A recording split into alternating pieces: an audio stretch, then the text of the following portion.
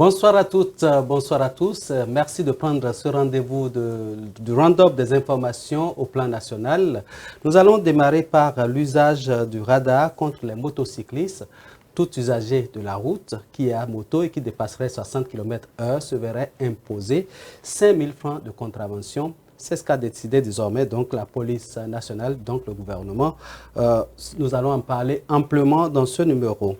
Avant de nous asseoir sur le plat de résistance qui est la conférence nationale des forces vives de la nation, grand tournant dans l'histoire sociopolitique et économique du Bénin, nous allons parler de l'acquisition des logements sociaux. De l'autre côté de la commune d'Abomey-Calavi, les conditions d'acquisition ont été évoquées par le ministre du cadre de vie. Tous ces sujets vont meubler donc ce numéro de votre émission Free Speech, la parole libre, avec Moïse Soudé, chroniqueur. Bonjour Moïse. Bonjour à vous Valentin, bonjour à toutes et à tous. Alors Moïse Soudé, on était là quand tout d'un coup sur les réseaux sociaux, une contravention a commencé par circuler, a fait le tour des réseaux sociaux et donc désormais vous êtes à moto, vous faites plus de 60 km/h, vous vous verrez donc imposer une amende de 5 000 francs. Moïse Soudé, lorsque vous avez eu cette information, qu'est-ce que cela vous a inspiré? Moi, ça m'a paru un peu bizarre parce que je ne suis pas contre les réformes qui visent à améliorer les modes de circulation, mais je dis, est-ce qu'on a suffisamment sensibilisé nos compatriotes? Est-ce qu'on était obligé de passer à cette phase-là? Qu'ils vous souviennent qu'on avait déclaré une lutte contre l'usage des casques. Vous voyez aujourd'hui les types de casques qui sont utilisés. Il y a des casques qui ne sont pas quand même homologués, mais on a laissé ce volet-là. On s'attaque à la vitesse. Il y a des motos dont les cadrans ne fonctionnent plus.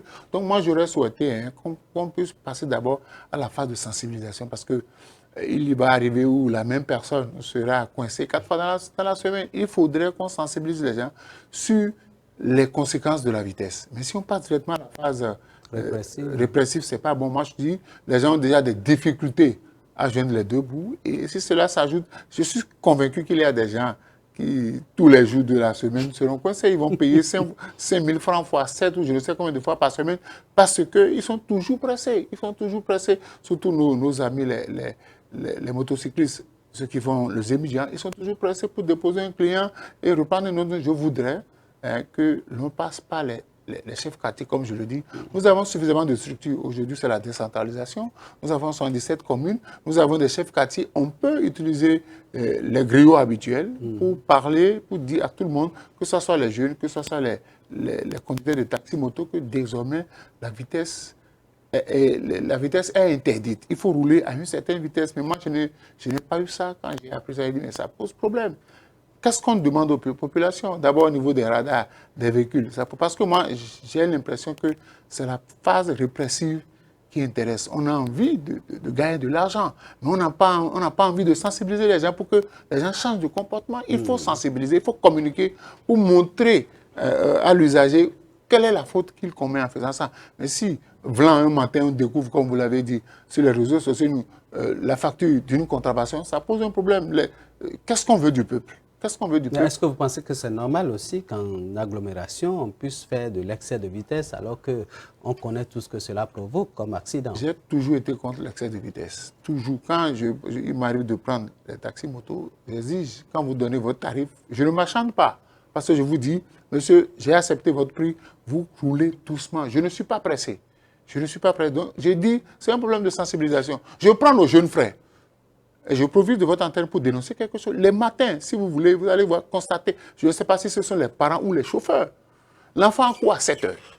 Vous voyez le chauffeur à 7h moins 10 qui conduit du n'importe quoi sur la voie. Prenez le tronçon Ciné-Concorde jusqu'à Saint-Michel. C'est comme ça, vous allez les rencontrer tous les matins. Et nos jeunes frères qui sont étudiants, qui sont élèves, qui sont en retard, ils conduisent la même chose. Il faudrait que la sensibilisation commence de la maison. Quand vous êtes un parent et vous voulez offrir une moto à votre garçon, il faut le lui dire.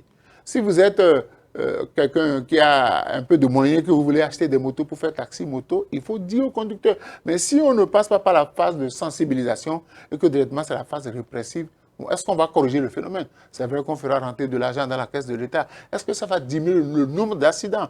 Parce que moi je dis, même un parent qui veut punir son enfant, il édicte d'abord les principes, il édicte les règles. Et c'est quand l'enfant n'arrive pas à comprendre qu'on passe à la phase répressive parce que les gens, ça grogne déjà. ça grogne déjà. Il faut qu'on soit quand même à l'écoute. On ne peut pas faire une réforme contre ceux qui sont chargés, ceux qui doivent subir la réforme. Il faut en parler. Parce que j'ai l'impression qu'on pense que le Bénin se limite dans les grandes communes. Le Bénin, c'est 112, 117 communes. Il faut qu'on en parle un peu partout. Il faut qu'on associe les chefs quartiers. Il faut qu'on associe les chefs d'arrondissement. Il faut qu'on descende dans les écoles pour dire à nos jeunes frères que ce n'est pas bon de rouler à grande vitesse. Il faut qu'on descende dans les universités. Mais moi, je n'ai pas eu l'opportunité de découvrir les gens aller vers les enfants. Je n'ai pas vu dans les feux tricolores des gens sensibilisés. Non, il faut passer par la sensibilisation. Ça va encore créer des problèmes dans les villes. Mais oui, ça va créer des problèmes. Ça va créer des problèmes. Aujourd'hui, le casque en avait créé. Vous savez, il y a des gens qui vont... Parce que quand il est à toute vitesse et le radar l'attrape, comment vous allez lui mettre les chicanes sur la voie? Il risque de vous échapper. Et peut-être en vous échappant, il peut être victime d'un accident de circulation. Donc il faut en parler suffisamment. Il faut en parler. Si on n'en parle pas et qu'on décide qu'on appelle de sanctionner, c'est comme si bon, le chien aboie, la caravane passe. C'est peut-être que c'est le nouveau cadeau c'est le cadeau du nouveau DG de la police nationale. Bon, écoutez, quand les lois sont faites pour les hommes et les lois sont appliquées par les hommes, parce que parfois en demandant aux policiers de sévir, vous les exposez. Vous les exposez parce qu'il y a des usagers terribles qui ne refusent rien. J'ai dit, regardez la plupart des taxis motos, regardez les motos. Les cadrans ne travaillent pas. Donc, a priori, lui ne sait pas à quelle vitesse il est en train de rouler.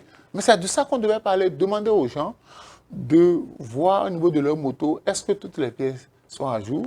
Mais les policiers ont dit qu'il faut sévir. Moi, je vois des gens qui continuent de conduire sans rétroviseur et qui passent devant les policiers. On ne leur dit rien. Il y a des étapes qu'on a sautées. Oui, soudé, dans les grandes villes aussi, européennes par exemple, la limitation de vitesse dépend de la qualité de la route. Il y a des boulevards. Voilà. Vous voyez, il y a des autoroutes, mais il y a des routes ordinaires.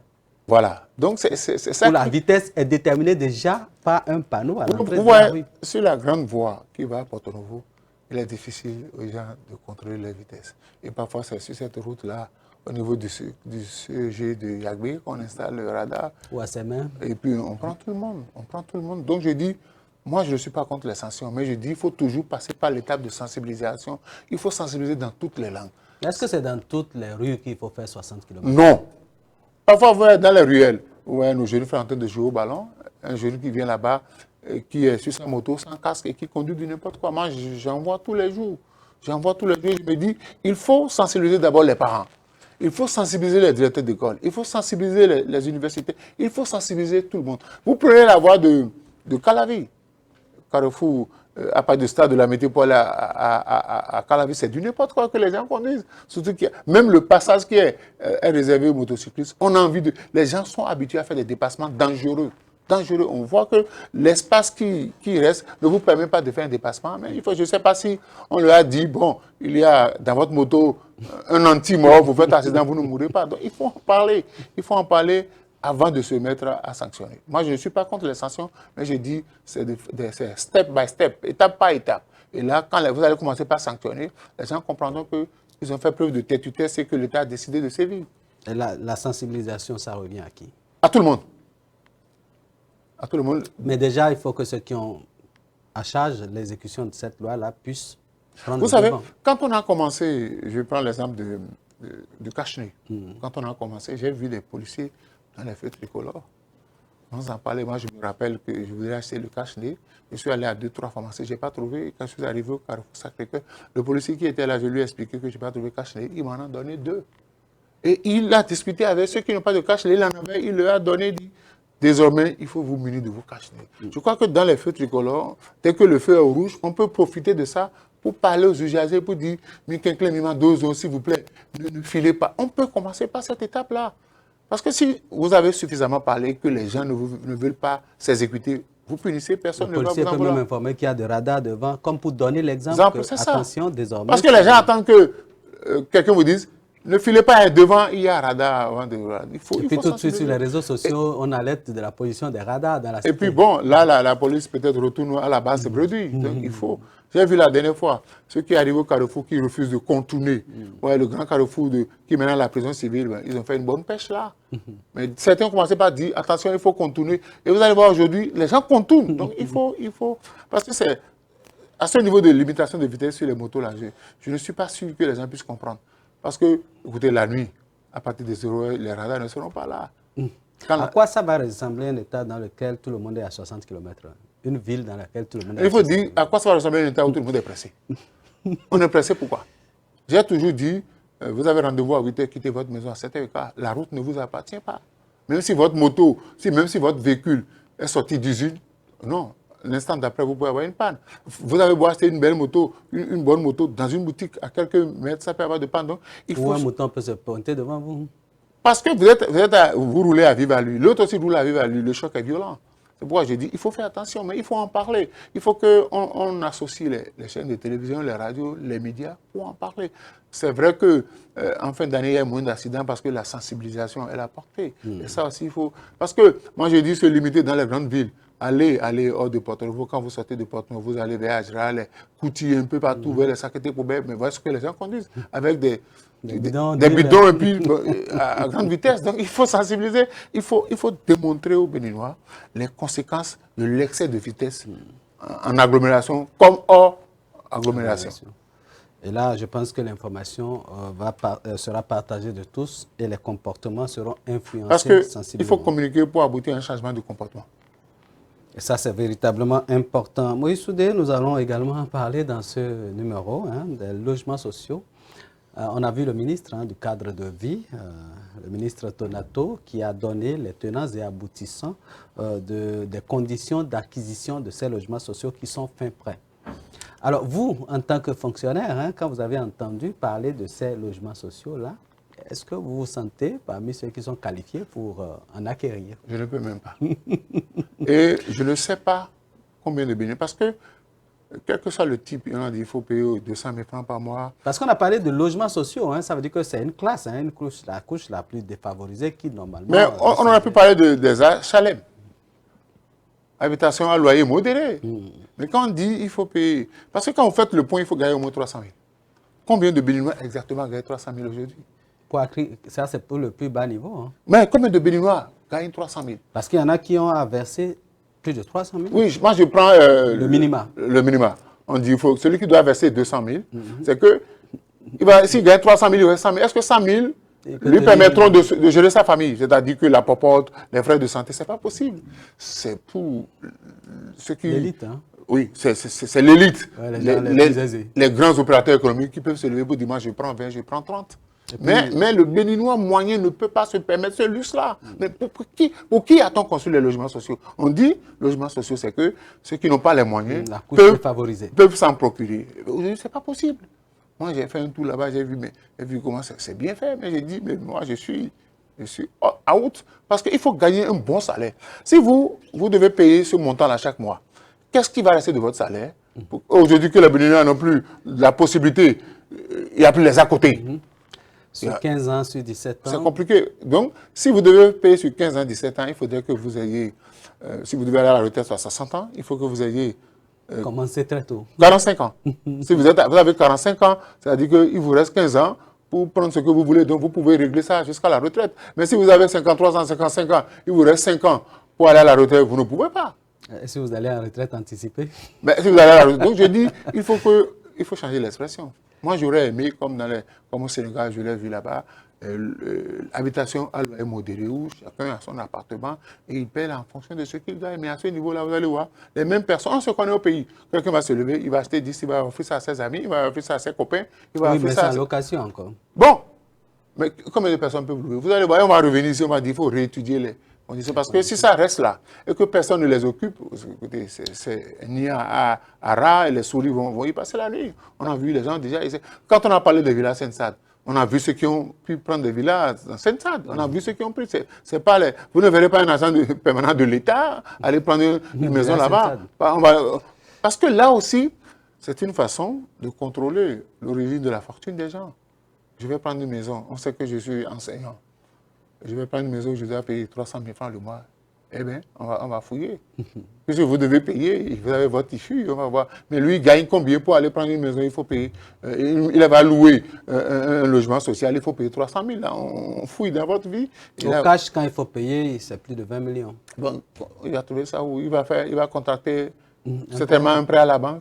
Mais le prêt, si c'est un prêt de 5 ans, il faut qu'il ait un bon salaire. Parce que le prêt est proportionnel à ce que vous gagnez par mois. Il y a la quotité accessible, qui est le tiers de votre salaire. On ne peut pas aller au-delà. Si vous devez aller au-delà de la quotité accessible, il faut que vous allez au tribunal, faire un papier qui prouve qu'au-delà de ce salaire, vous avez d'autres sources de revenus. Combien de Béninois, je dis, en dehors de ce qu'ils gagnent, ont d'autres sources de revenus, à moins que même ceux qui, au-delà, après la fermeture des bureaux, conduisent les taxis motos, ils ne peuvent pas. Ce n'est pas permis à tout le monde. Le gars se dit, si je fais le calcul, je vais prendre une parcelle chez moi au village, je vais construire 2 chambres, un salon, et puis pour ma retraite, après ma retraite, je m'installe avec ma famille. Il vaut mieux faire ça que d'aller prendre les logements sociaux. Je dis, quand on veut innover, il faut penser à la grande majorité des Béninois, parce que ce qui est là, c'est limitatif, c'est sélectif, c'est pour une certaine élite. Donc moi, je ne vois pas beaucoup d'enseignants, à moins que quelqu'un qui sait qu'il est ministre, il va être ministre pendant 5 ans, 6 ans, 7 ans, il peut se permettre ce luxe-là. Mais celui qui est agent permanent de l'État et qui se contente de son salaire, encore que ce salaire-là, vous allez sur le marché de la consommation, ça ne dit rien. Le pain, ça coûte cher, le riz, ça coûte cher, le bail, ça coûte cher, l'œuf, ça coûte cher. Donc, il faut qu'il... Tout a flambé. Il faut qu'il nourrisse sa famille, il faut qu'il paie la scolarité de ses enfants, il faut qu'il il va lui rester combien pour aller prendre ces logements sociaux? Je dis, ça ne devient plus des logements sociaux. C'est pour une classe donnée. Donc, il faut que les structures politico-administratives puissent revoir la chose. Parce que certains, quand vous abordez le sujet avec eux, ils sont fâchés. Ils disent, mais ça nous intéresse, mais on n'a pas les moyens. Quelqu'un m'a dit avant-hier, mais j'ai dit, je suis à 5 ans de ma retraite. J'ai bien envie de prendre pour finir mes beaux choux, mais je ne peux pas. Je ne peux pas parce que je n'ai pas les moyens. Si je dois payer cash, je dois contracter un prêt à la banque. Et je ne suis pas convaincu que les 5 ans qui me restent pour aller à la retraite, je puisse les finir. Donc ça ne pose pas un problème. Ce n'est plus pour moi des logements sociaux. Pour le schéma qu'on a vu, le spot qu'on a vu, c'est des logements à niveau. Oui. Comment ça va se passer? Vous avez donné l'exemple du Sénégal tout à l'heure. Est-ce que celui qui est au bas, au rez-de-chaussée, lui, il a son appartement, celui qui est à gauche a son appartement? Le contenu, ça a été un peu confus. Oui, moi, à mon niveau, je n'ai pas compris. Parce que j'ai vu des bâtiments à niveau. Moi, je n'ai pas compris grand-chose. Je n'ai pas compris grand-chose parce qu'il faut pour aller là d'abord. Vous savez, quand vous voulez acheter quelque chose, vous voulez acquérir quelque chose, qu'est-ce qui vous intéresse d'abord? C'est le prix. Déjà, le prix repousse, donc les gens n'ont plus cherché à savoir qu'est-ce qu'il y a à l'intérieur. Parce qu'avant, je me rappelle, on se rappelle au niveau de la Conville, les logements sociaux qui étaient là, c'était séparé, c'est des petites villas. Et encore que là, vous avez vu les dimensions des chambres? Les chambres, elles sont petites. Si vous avez 4 enfants et que vous devez prendre un truc qui a 2 chambres, vous voyez que ça vous pose problème. Papa et maman partagent une chambre, les enfants à 4 prennent une chambre. Et quelles sont les dimensions? Donc je dis, si on veut que les Béninois puissent acquérir, on veut vraiment promouvoir le logement social, il faut voir les conditions d'accès. Moi, j'estime qu'on devait tenir compte du salaire de l'agent permanent moyen. C'est-à-dire que je ne parle pas des cadres de la catégorie C ou bien B, tout au moins A, catégorie A. Combien il gagne? S'il sort 200 000 de son salaire, est-ce qu'il aura encore ce qu'il faut pour entretenir sa famille? S'il ne peut pas, ce n'est pas la peine. C'est pas la peine. Et c'est limitatif. Au-delà de 50 ans, vous ne pouvez pas vous permettre ce luxe-là. Parce qu'aujourd'hui, tous les Béninois veulent que les enfants soient bien inscrits. Et ceux qui ont un peu de ceux qui gagnent au-delà de 300 000, ils mettent les enfants dans les écoles privées. Et ça vous bouffe l'argent. Parce qu'il y a le prix à payer. Et si vous devez faire ça, et en leur encore payer, vous risquez de perdre votre femme. Parce que si vous n'avez plus de moyens pour entretenir votre femme, elle vous dit au revoir. Donc, les gens réfléchissent tout le temps. Les gens préfèrent dire, écoutez, au village, on a 2 parcelles. Et je dis bientôt, c'est une façon de dire aux Béninois, les gagnent petits. La ville vous n'avez plus la possibilité d'habiter les grandes villes, retourner dans les villages. On va peut-être bientôt repousser tout le monde vers la banlieue. Et puis on va instaurer le transport en commun comme on fait dans les grands pays. Et le matin, vous êtes au niveau des abribus, vous prenez les bus, vous venez travailler à Cotonou. Le soir, vous retournez chez vous. Donc on va laisser les grandes villes à ceux qui gagnent bien leur vie. Alors, si vous avez un conseil à donner peut-être aux décideurs, aux ministres, à tous ceux qui sont impliqués dans ce travail de répartition ou de mise en valeur de ces logements sociaux, qu'est-ce que vous leur direz? C'est de se poser la première question. À qui sont destinés ces logements sociaux? Parce que le mot sociaux, le mot logement sociaux... C'est pour les gains petits. Les logements sociaux prennent en compte les gains petits. Mais quand je vois les montants fixés, aucun gain petit ne peut se permettre ce luxe. Même ceux qui se disent aujourd'hui opérateurs économiques, les affaires évoluent en dents de scie. Il ne peut pas se permettre ce luxe-là de le faire. Encore que ce n'est pas des bâtiments pour les grandes familles, c'est pour les familles nucléaires.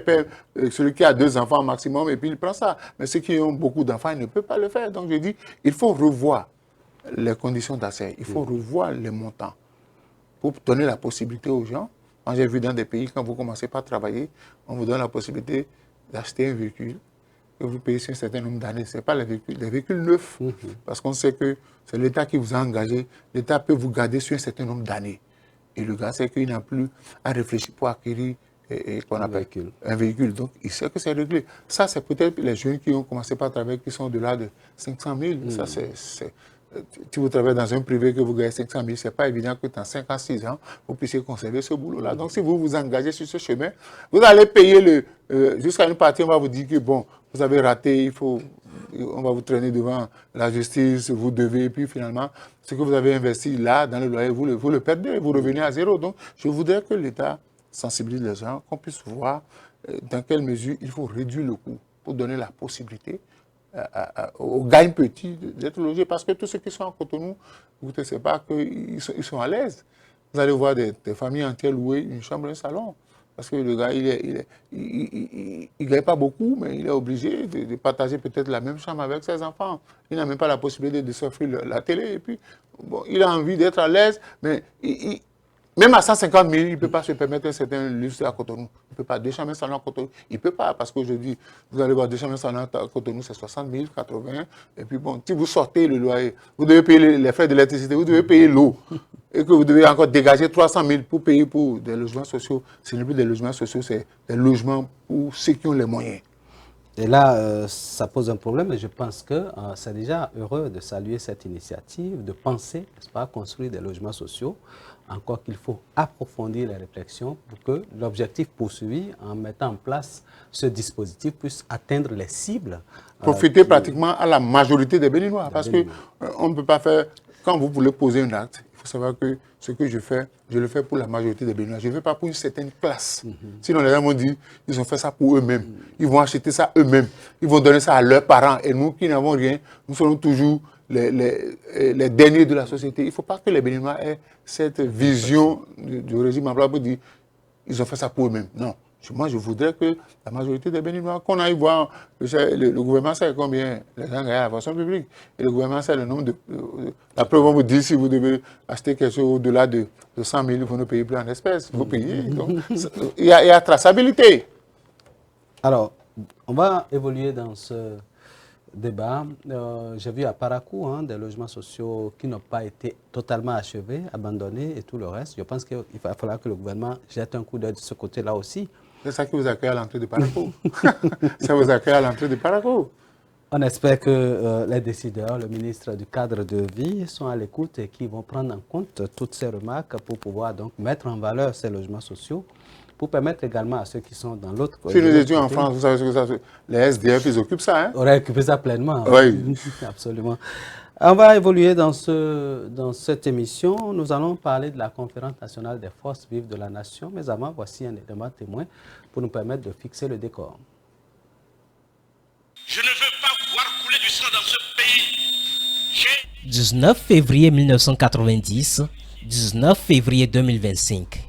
Il y a 35 ans que démarrait la conférence nationale des forces vives de la nation, une rencontre historique qui jetait ainsi les bases de la démocratie et de l'état de droit après 19 ans de révolution marxiste-léniniste. La conférence des forces vives de la nation qui a pris fin le 28 février 1990 à l'hôtel PLM Aledjo de Cotonou a ouvert la voie à l'ère démocratique au Bénin et partant pour toute l'Afrique. Elle fait suite à la session conjointe des organes centraux de l'État des 6 et 7 décembre 1989 qui avait entre autres décidé de la libération du pays de l'idéologie du marxisme-léninisme et de séparer le Parti de la Révolution populaire du Bénin PRPB de l'État, de la création d'une nouvelle structure gouvernementale. En effet, à la faveur du coup d'État du 26 octobre 1972, le régime militaire de Mathieu Kérékou s'est emparé du pouvoir. Mais très tôt, ce régime sera confronté à d'énormes difficultés ayant conduit à des crises sociales, notamment grèves, mesures austères, émeutes et j'en passe. Cette situation a atteint son pic en 1989 avec la grève générale qui a conduit à la paralysie de tout le système et obligé les Béninois à s'asseoir autour d'une table et à se mirer dans la glace. Pourtant, les révolutionnaires avaient promis de diriger le pays dans la sagesse et la dignité. Cette conférence s'est déroulée sous la présidence de Monseigneur Isidore de Souza, archevêque de Cotonou à l'époque. Ayant réuni près de 500 participants venant de toutes les couches socio-professionnelles de sensibilités politiques diverses et d'intérêts divergents, elle a jeté les bases d'un état de droit dans lequel le pouvoir est service.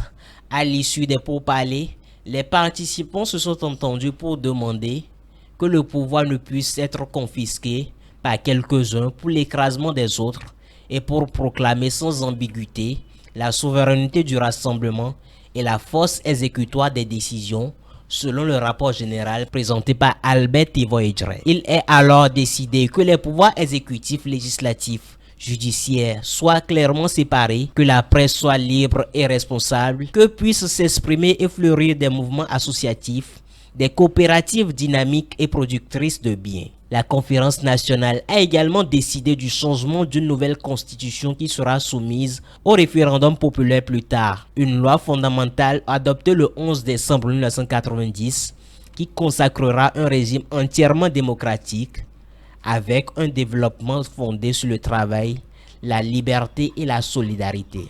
Sous l'autorité du chef de l'État Mathieu Kérékou qui s'est montré assez ouvert, un gouvernement avec à sa tête un premier ministre unanimement désigné par la conférence en la personne de Nicéphore Soglo, ancien cadre de la Banque mondiale, est chargé de trouver les voies et moyens pour sortir de la grande crise qui sévissait. Pour ce faire, il a été jugé opportun de coupler au programme d'ajustement structurel un programme national de redressement économique et social, comptant sur les ressources nationales, les organisations non gouvernementales, nationales, internationales et la diaspora. Un haut conseil de la République fut également institué pour contrôler le suivi des décisions de la conférence nationale, exercer la fonction législative, notamment en matière budgétaire, contrôler l'exécutif, superviser les élections législatives et présidentielles, ainsi que le règlement des contentieux électoraux, assurer l'accès équitable des partis politiques aux masses médias officiels et veiller au respect de la déontologie en matière d'information.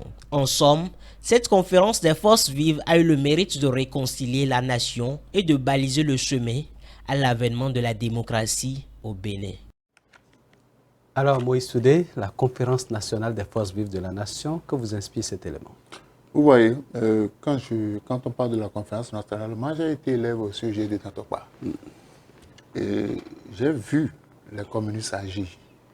J'ai vu les communistes agir à un moment donné de la Révolution. Nous étions accueillis à l'entrée de l'école, pas des militaires, parce que les communistes nous distribuaient des tracts. Donc les militaires étaient à l'entrée du collège et nous prenaient tout. Moi j'ai eu la chance, j'ai participé au référendum. Oui, non, oui, mais. C'était les 3 bulletins qu'on nous avait soumis. Donc on a dit, la situation qui a commencé en 88, où on a vu des mères de famille se prostituer pour nourrir leur famille, les Béninois ont dit, il en a marre. Et les Béninois sont descendus dans les rues pour dire, il faut remettre les choses à l'endroit, parce que tout était à l'envers. Les gens étaient privés de salaire, les gens ne pouvaient plus rien faire. Donc on a dit, asseyons-nous. J'ai vu le maître Robert Dossou préparer la conférence avec maestria. Donc, j'ai suivi la conférence nationale depuis Porto Novo. Après, je suis venu suivre la fin à Cotonou. J'étais déjà élève. Et j'ai compris que les Béninois, à un moment donné, peuvent s'asseoir et se parler.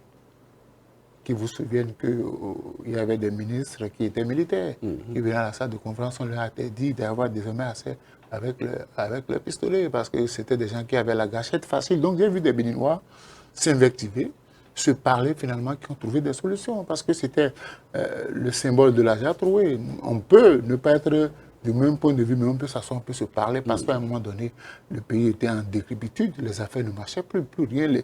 Il y avait des grèves sur des grèves. Et vous savez, en ce temps-là, nous qui sommes à Dantokpa, il y a un certain nombre de collèges qui étaient réputés être le collège des gens qui on lançait des pieds. Beaucoup. Oui, on lançait des pieds. Donc on a dit, il faut qu'on s'enseigne, il faut remettre le compteur à zéro, ce qui a été fait. Et quand, au fil des années, on a dit la promotion de la démocratie, la promotion des libertés, ce n'est pas parce que je te critique que je suis contre toi.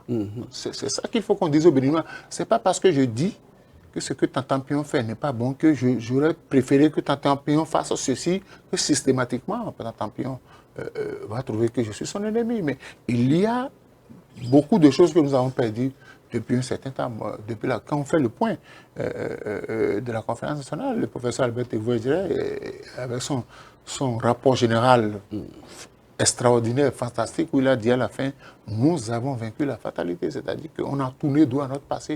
Désormais, Béninois et Béninois, nous on parlait le même langage. 35 ans après, quel est le bilan qu'on a fait?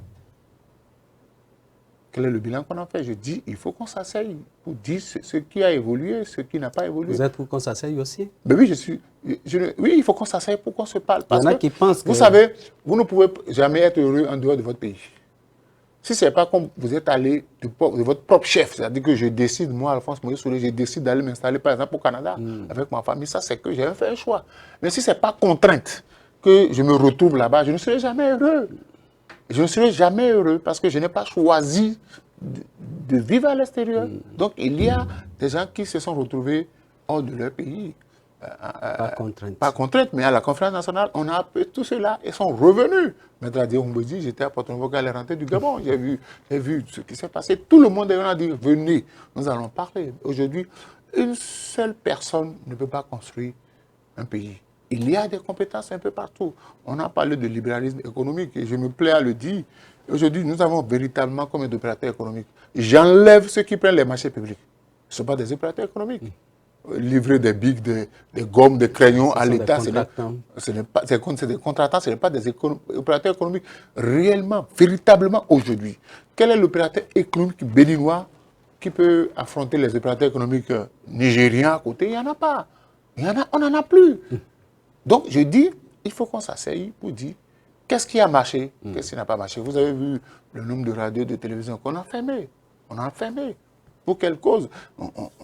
On a fait perdre des emplois. Donc, je dis, on a fermé la Sonapra. Qu'est-ce qu'on en reproche? Qu'est-ce qu'on reproche à la Sonapra? On a fermé la Sobema. Qu'est-ce qu'on reproche? Je dis, aujourd'hui, c'est vrai qu'on a construit des infrastructures, on a construit des routes, mais le président Talon a dit un jour, pour circuler sur les routes, il faut avoir bien mangé.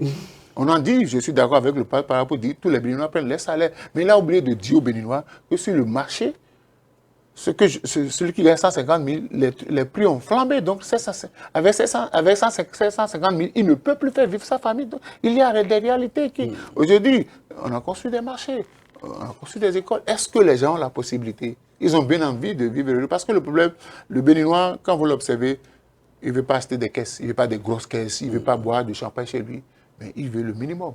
Envoyer ses enfants à l'école, soigner ses enfants, manger, être à l'aise. Même s'il doit mourir dans la location, ce n'est pas grave. Donc il faut que...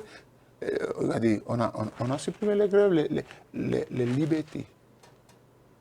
On a vu ce que ça a donné.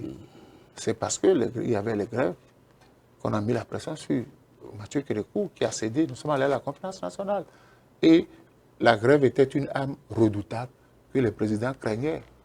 Et j'ai dit une chose, hein, on a supprimé le droit de grève. Il va arriver dans ce pays, des gens seront arrêtés, des gens seront emprisonnés, il n'y aura personne pour faire la grève, pour réclamer leur libération. C'est comme ça. Parce qu'on n'est pas devenu un état de droit, mais nous sommes devenus un état de loi. On a réduit les Béninois silence à partir des lois. Mais les Béninois parlent quand même. Oui, les Béninois parlent, c'est ceux qui... Quelques courageux encore. Quelques courageux. Vous avez vu comment on a fait... Vous êtes un ancien de golf. Vous avez vu comment on a fait le golf. Moi, je suis un ancien de Soleil FM, de Sika TV. On ne nous a pas reproché des fautes professionnelles. On ne vous a pas reproché aussi des fautes professionnelles. Mais on a dit, pourtant, on a dit dans ce pays, on va promouvoir une presse libre et responsable. Donc, est-ce que c'est en fermant les radios qu'on va... Est-ce qu'on a fermé des structures où des pères de famille se sont retrouvés à la maison? Posons-nous la question de savoir, 35 ans après avoir lutté contre le régime militaro-marxiste de Kérékou, est-ce que les Béninois sont heureux? C'est vrai qu'on a des informations. Je ne nie pas on a construit des routes, on a fait des infrastructures, mais par rapport à l'être humain, le Béninois être humain, est-ce qu'il est heureux? Est-ce qu'il veut mieux? Avec les misères que nous subissons de la part de la... Même pour aller au développement, beaucoup pensent qu'il faut quand même participer. On veut développer le pays pour on veut développer le pays pour qui? Pour ces mêmes Béninois. Oui, mais pour que la Chine soit là où elle est, il a fallu que des Chinois serrent la ceinture. Vous avez dit aujourd'hui que les Béninois ne serrent pas la ceinture. On a serré la ceinture. Donc on y est encore. On continue. Et quand, vous voyez, je dis, quand en 88, un certain nombre de choses se passaient, on n'en pouvait plus.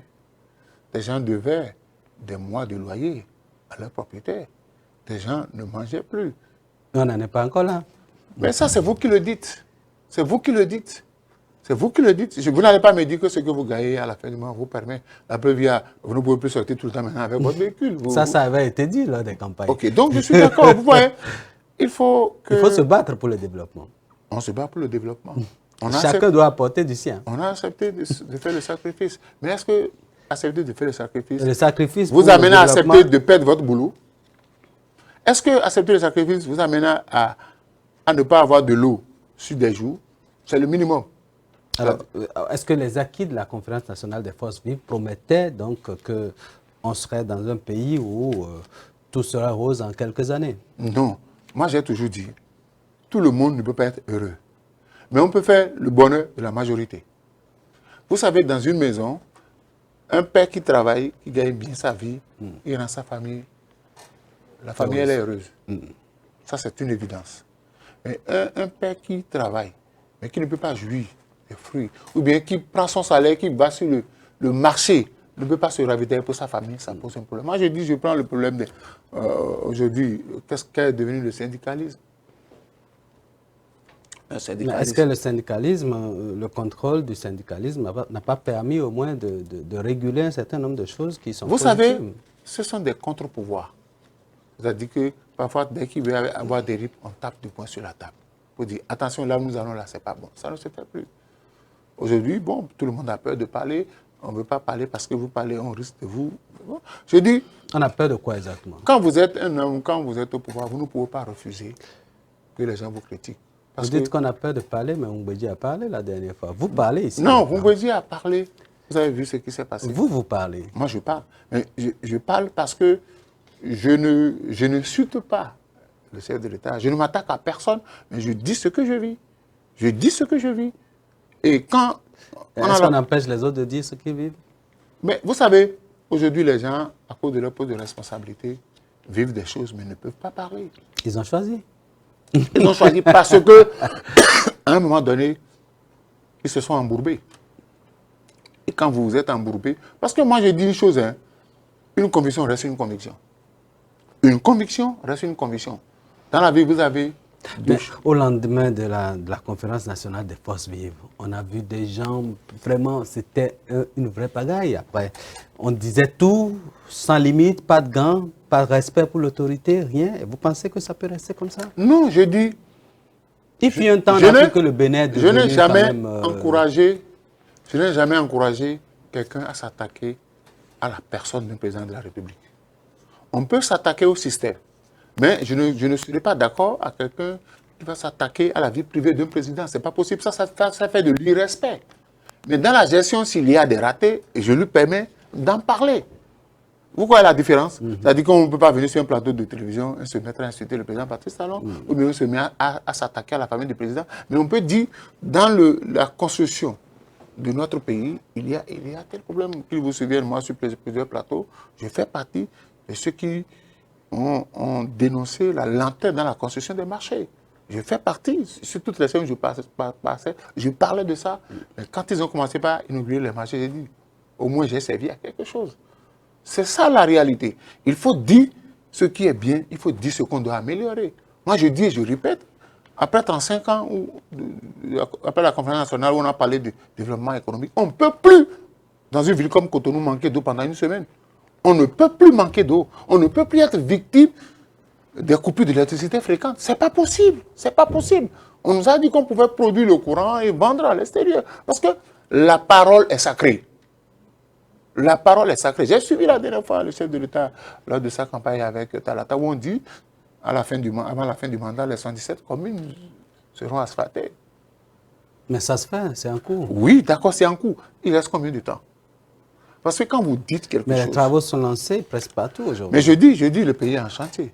Ça, je ne le nie pas. Mais est-ce que les Béninois sont heureux?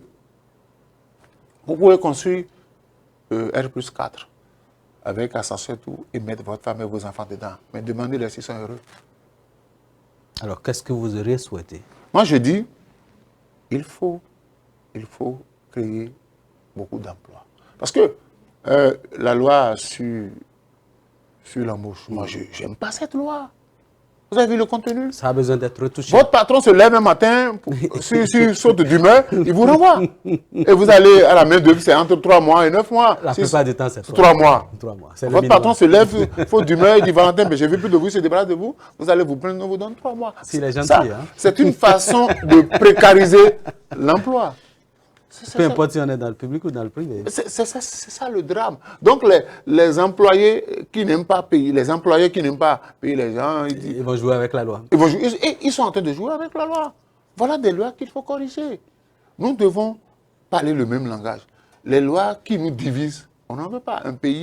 Le fonctionnement d'un pays est régi par des lois. Mais la loi doit arranger la majorité. J'ai vu cette loi où on a dit qu'on peut, après 20 ans, les forces de sécurité et de défense, on peut les mettre à la retraite. Vous savez ce que c'est qu'un militaire bien formé qui, après 20 ans, vous mettez à la retraite? Il a encore toutes ses potentialités. Et que vous installez peut-être... S'il est recruté à 18 ans, à 48 ans, vous installez il est déjà à la retraite. une partie de la population dans l'insécurité. Des gens qui ont été formés, des gens qui ont appris à manier les armes. Cette loi, par exemple, c'est quand on l'a appliquée que les Béninois se sont rendus que cette loi existe. Est-ce qu'il faut de ces lois-là pour... Normalement, écoutez, on doit corser les lois sur la corruption. Vous ne devez pas toucher à ce qui ne vous appartient pas. Là, par contre, il y a encore du boulot à faire. Et là, il y a encore du boulot à faire. Parce qu'on a dit, des gens font yo-yo. Quand je vois le dossier de Carlos Altomano, les gens font yo-yo avec l'argent du contribuable béninois. Un charlatan qui manipule des milliards. Bon, c'est ça. Quand vous entendez la façon dont les gens manipulent l'argent, ce n'est pas possible. Il faut, je suis d'accord qu'on fasse des lois, mais c'est des lois pour avancer. Mais je pense quand même que la lutte contre la corruption a quand même fait beaucoup de progrès. Je suis d'accord. Aujourd'hui, pour quelqu'un qui veut toucher à l'argent public, il réfléchit. Mais je dis ce qui sera encore, c'est-à-dire que quand on va envoyer les gens régulièrement en prison, certains Béninois n'auront plus peur d'aller en prison. Ils vont poser des questions. Plus vous frappez l'enfant, plus il s'habitue à la chicotte et là ça devient compliqué. Sa tête, ça croit. Parce qu'il veut sortir, il dit bon je sors, je sais que si je rentre, on va me frapper. Il fait toutes les bêtises possibles du monde. Il revient parce que la chicotte l'attend. À un moment donné, il n'aura plus peur de vous. Donc je dis, il faut revoir les lois. On a reproché sous Yahi trop de favoritisme, trop de laisser-aller et tout le reste. On a mené un régime qui quand même est venu un peu gendarme. Vous savez. Et vous, maintenant, aujourd'hui, vous trouvez que, bon, c'est déjà trop dur. Il faut... Non, c'est vrai que Yahi était trop papa gâteau. Mais cette fois-ci, on a limité. On a limité. Ce n'est pas n'importe qui. On a limité. Il faut faire attention. Donc, je dis, moi, je ne suis pas contre le développement de mon pays. Ça, c'est clair. Ceux qui rentrent dans le pays, ils ont vu que c'est développé. Mais si vous arrivez d'aller... Vous savez, faites un tour en neurologie. Faites un tour en neurologie. Moi, je sais de quoi je parle. Vous allez voir, la plupart des Béninois qu'on traite, on va vous parler de stress, on va vous parler de crise d'anxiété. Vous savez ce qui entraîne ça? Faites un tour en neurologie. Et les gens finissent leur dire, faites un tour, allez voir un psychologue. Si on ne trouve pas de solution, on va vous envoyer chez le psychiatre, on va voir que... Il n'est pas malade, mais dans sa tête, ça ne va pas. Oui, soudé à cet allure, que faut-il faire? Il faut corriger ce qui est corrigible. Moi, je parle surtout des lois. Donc, il y a encore des lois qu'on peut retoucher. Il y a des lois qu'on peut retoucher. Pour permettre aux Béninois pour améliorer le vivre ensemble. Il faut améliorer le vivre ensemble. Alors, si on prend de manière globale, que reste-t-il aujourd'hui de la conférence nationale, de cette conférence-là, qui avait quand même rêvé d'un Bénin où il fera beau vivre, où chacun, n'est-ce pas, il coulera du lait et du miel pour chacun. Vous savez, quand je regarde un peu certains de nos intellectuels, si moi, j'avais un enfant qui veut faire le droit, je vais refuser. Vous parlez comme Kérékou, là. Parce que on met tout dans la loi. On met tout dans la loi. Que le professeur Djibril m'en excuse. Mercredi rouge, le discours qu'il a tenu. Et en ce temps, beaucoup l'avaient suivi. Beaucoup étaient derrière le vous dit nous sommes d'accord avec vous. Avec Alternative Citoyenne. Quand on est venu au pouvoir, on a fait le contraire de ce qu'on a promis aux Béninois.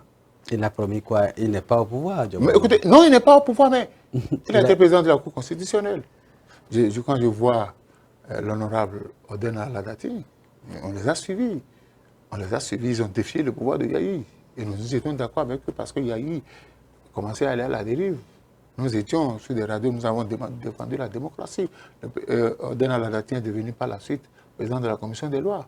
Qu'est-ce qu'il a pu faire à ce niveau pour que les acquis de la conférence nationale soient maintenus? Et que pensez-vous des gens qui battent en brèche cette conférence nationale? Non, vous savez, ce sont nos amis communistes qui n'avaient pas assisté. Et aujourd'hui, quand vous les suivez... Il n'y a pas que les communistes. On a vu d'autres personnes, notamment des gens d'autres partis, qui ont dit que la conférence était juste... Ceux qui en avaient mis la lumière, c'était les communistes. Mais ceux qui n'étaient pas communistes, et qui aujourd'hui... Au départ, c'est vrai qu'au départ, beaucoup sont allés à cette conférence-là de façon sceptique. Parce qu'ils disent que Kérékou risque de les embobiner. Kérékou risque, après la conférence, de les mettre tous en prison. Mais je dis, les hommes de Dieu qui étaient là, les églises ont prié. Qui vous souviennent qu'à cette conférence nationale, j'aime rappeler ça. On avait demandé à feu, paix à son âme, le pasteur Henri Harry, qui représentait l'église méthodiste, d'être président de la conférence. Il a décliné l'offre. Mais les églises sont restées en prière. Les religions traditionnelles, tout le monde est resté en prière pour pouvoir parler. Les musulmans pour pouvoir parler au cœur de Kérékou.